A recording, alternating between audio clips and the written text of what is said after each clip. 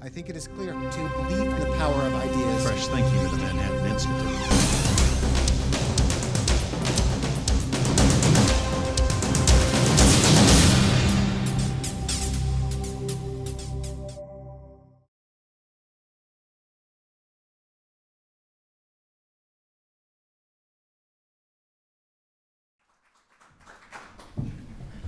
Very much. Walt was always great on short introductions, but it's great to see so many friends of Walter in the audience. In particular, he would be very pleased to see how many former city bankers are here.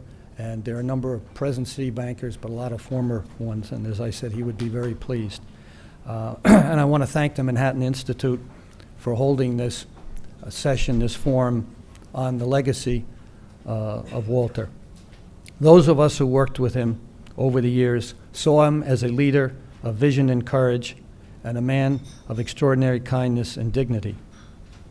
He had a deep commitment here to the Manhattan Institute right to the day he passed away, and he always talked about the Manhattan Institute. And I want to thank the Institute again for giving me this opportunity to say a few words about him. I was very lucky to have the opportunity to work with him through many, many years. And I think those of us who knew him had this great appreciation for him. Walt spent nearly 4 decades at the service of Citibank, during which he had a major impact on the development of both the U.S. and international banking system. Among the key innovations Citibank introduced under his leadership were the first certificate of deposit, credit cards, and automated teller machines. He also helped to expand access to information technology worldwide. His emphasis on technological innovations, even though oftentimes not well received at the time they were made, helped make Citibank one of the world's largest and most successful banks and shaped today's modern banking system worldwide. Walt was born in Middletown, Connecticut, to a mother who was a chemistry teacher and a father, Henry Wriston, a history professor at Wesleyan University. And his father later became president of Lawrence College and then of my alma mater, Brown University. In his youth, Walt was an Eagle Scout and graduated with a BA degree from Wesleyan in 1941.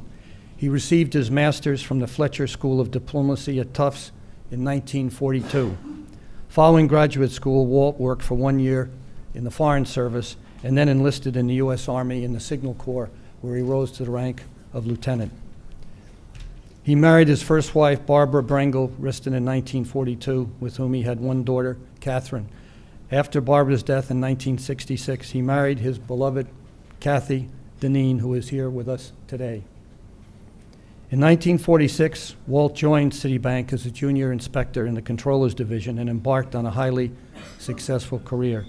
Between that position and his appointment as chairman in 1970, he distinguished himself in numerous domestic and international assignments. But Walt was not just about Citibank. He believed in public-private partnerships and giving back to the community where the bank operated around the world. In line with this view, he played a key role in the resolution of New York's financial crisis in the 1970s. He was also involved in the political and economic policy-making arena as chairman of President Ronald Reagan's Economic Policy Advisory Board and a member and then chairman of the Business Council, and also a chairman and a member of the Business Roundtable. Outside of his career with Citibank, he was a director of numerous companies, including for many years a director of GE, where he was the lead director. I think next to the founder of GE, he spent the longest time of any director in the history of General Electric. Walter was awarded honorary doctorate degrees by at least 12 colleges and universities and received many other awards in recognition of his lifetime achievements. He was a steadfast advocate of free market principles, and in 2004, President Bush bestowed on him the Presidential Medal of Freedom, the nation's highest civilian honor. Walt was a prolific writer and speaker about the changes that technology was making in the world's financial marketplace. We are fortunate that his papers, including text from hundreds of speeches, are now archived at Tufts University and cover a wide range of subjects, including international banking and finance, information technology, economics, and politics, and we'll be hearing more of that from Ambassador Bosworth when he speaks. Walt helped reshape the financial marketplace in the 1960s, 70s, and early 80s. He was a banker of his generation who most impacted and influenced the world's financial system, as well as a great internationalist and always